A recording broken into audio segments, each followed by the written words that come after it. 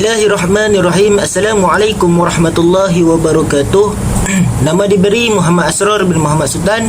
Nombor metrik 1221792. Kami dari Kos Pengajian Sunnah dan Pengurusan Maklumat ingin membentangkan tentang kajian gejala bunuh diri di Malaysia dan cabarannya dalam era revolusi 4.0 yang telah kami kaji. Pengenalan. Definisi bunuh diri. Bunuh diri boleh dikatakan sebagai sebuah tindakan yang dilakukan oleh seseorang untuk mencari penyelesaian atas sesuatu masalah yang mereka hadapi dalam kehidupan.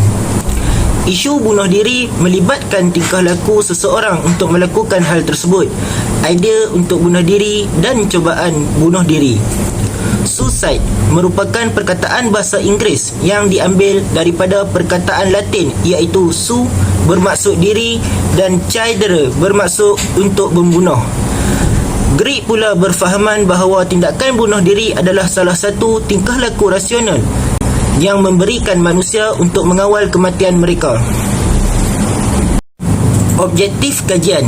Kajian ini dilakukan untuk menerangkan kepada masyarakat umum apakah erti bunuh diri secara lebih terperinci. Untuk menceritakan kepada umum punca-punca berlakunya kejadian bunuh diri dalam masyarakat kita agar dapat dielakkan.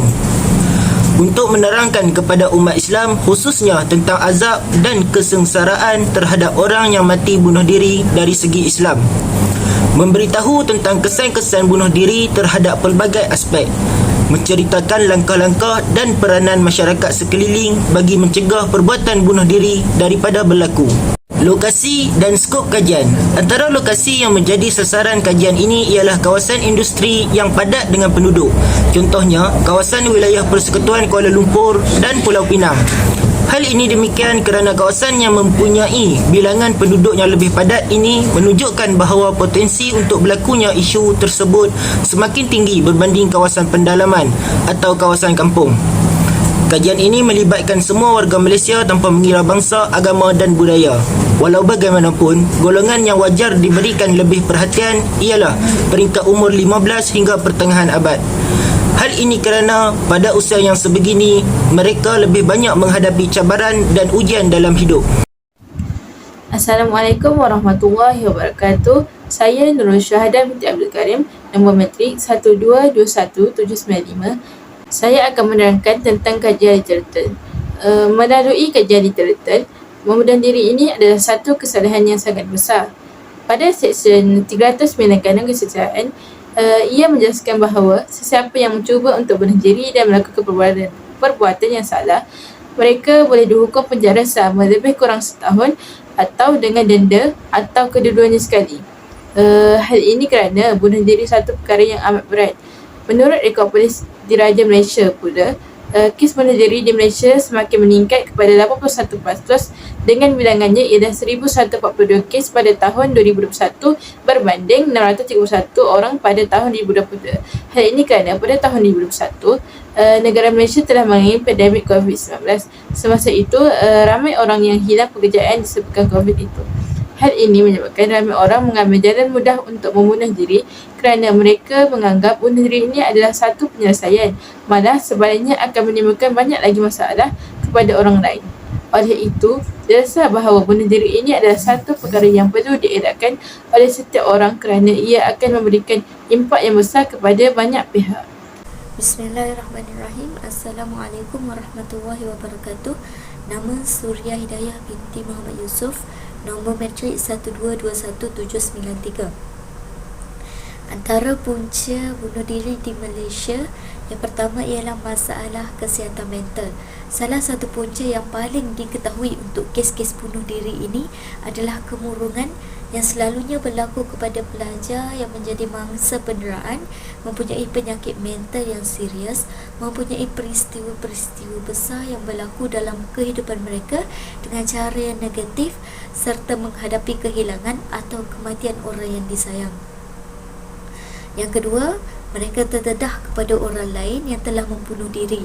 Di antara punca untuk seseorang itu terlibat dalam isu membunuh diri ialah menonton filem yang mempunyai aksi bunuh diri, Pendedahan kepada pembunuhan diri telah meningkatkan risiko tingkah laku bunuh diri yang lebih tinggi dalam kalangan pelajar berbanding rakan sebaya di sekolah yang tidak terdedah dengan tingkah laku bunuh diri rakan sekolah. Punca yang ketiga ialah penyalahgunaan bahan. Oleh kerana penggunaan ubat secara berlebihan atau seseorang individu itu menyalahgunakan bahan juga boleh menyebabkan bunuh diri. Masalah yang ketiga ialah masalah keluarga.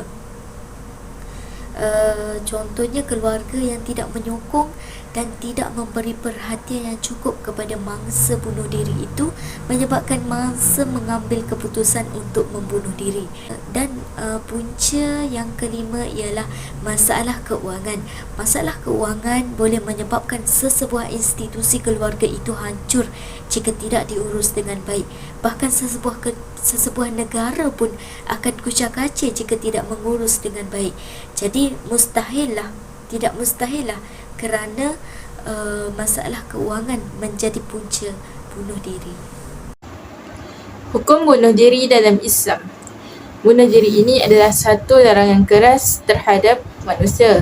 Hukumnya adalah haram.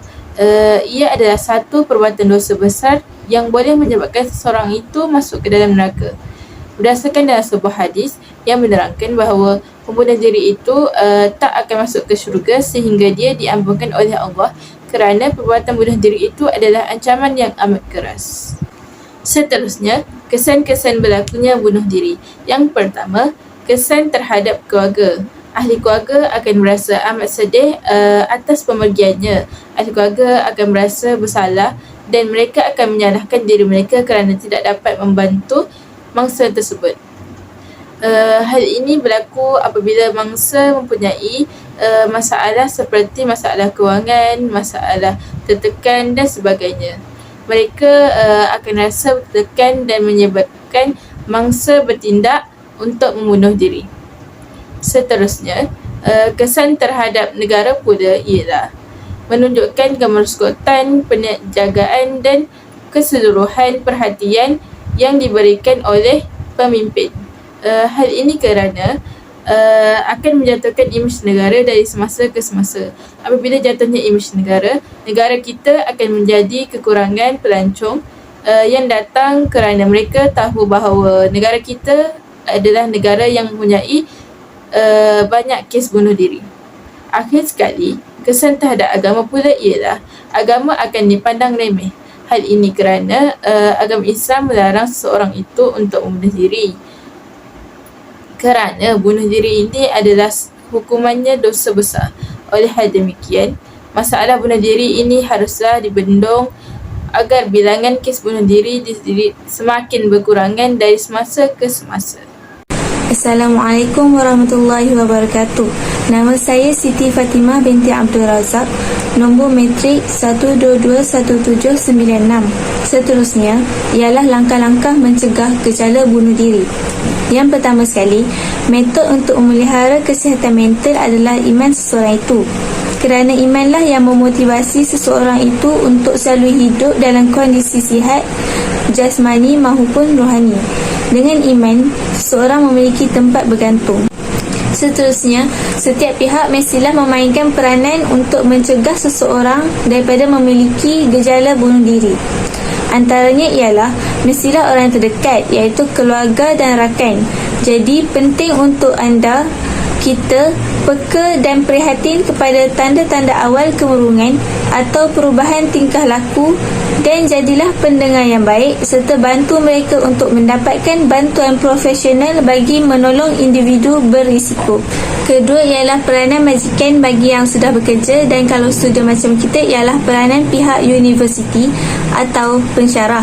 Jadi pihak majikan ini atau pihak universiti perlu ambil tahu dan fahami situasi sukar dan pernah mengalami tragedi atau krisis kehidupan serta wujudkan juga pelan kesihatan mental kepada pekerja ataupun pelajar seperti saluran sokongan psikososial. Seterusnya, masyarakat juga tak terkecuali dalam berperanan dalam mencegah tingkah laku bunuh diri. Masyarakat mestilah buang stigma negatif terhadap keluarga serta individu yang mempunyai penyakit mental dan tidak menghakimi kejadian bunuh diri yang berlaku. Selain itu, sebagai ejen penyalur maklumat, media juga berperanan memberi pendedahan tentang kesan bunuh diri dan membimbing masyarakat mengamalkan kawalan kendiri untuk menghentikan tindakan menyebarkan imej dan paparan video insiden bunuh diri. Nama Muhammad Irsyaduddin bin Azli, nombor metrik 1221794. Konklusinya, bunuh diri bukanlah satu gejala yang sihat, bahkan ia membawa kepada kematian. Penekanan dan sokongan moral yang lebih cakna wajarlah dilakukan kepada setiap individu yang rapat.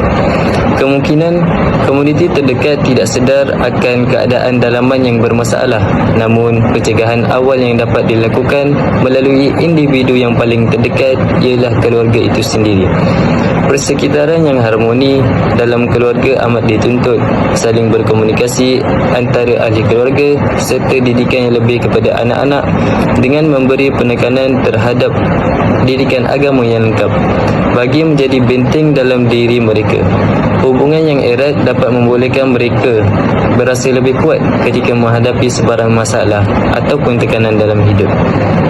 Berdasarkan penelitian yang dikaji, gejala membunuh diri sememangnya berpunca daripada tekanan maupun stres dan perjalanan hidup yang sukar, kerana dari segi logiknya tiada individu yang menjalani hidupnya secara normalisasi tergamak untuk melakukan perkara sebegitu.